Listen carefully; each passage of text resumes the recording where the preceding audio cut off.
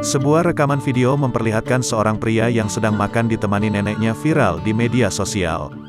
Video tersebut diunggah oleh akun TikTok milik @satboyskediri yang juga bahkan telah ditonton sebanyak 28,5 juta kali. Dalam video itu tampak seorang pria sedang makan mie instan, dan ditemani oleh sang nenek di sampingnya. Awalnya pria tersebut berbincang-bincang dengan sang nenek sambil merekam momen tersebut lewat handphone. Tiba-tiba sang nenek mengucapkan kata-kata yang sontak membuat pria tersebut langsung memeluk sang nenek sambil menangis. Seketika gamut makan, tulis pria tersebut pada caption postingannya. Diketahui, nenek tersebut memberi pesan dan nasihat untuk cucu tersayangnya itu. Besok kalau Aju tinggal, makan yang banyak, gak boleh begadang. Siapa lagi kalau yang masakin bukan aku?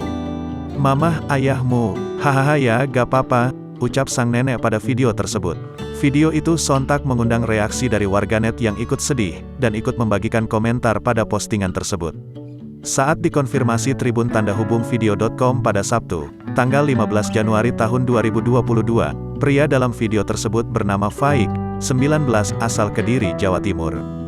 Faik menjelaskan, perceraian kedua orang tua yang membuat dirinya tinggal bersama sang nenek.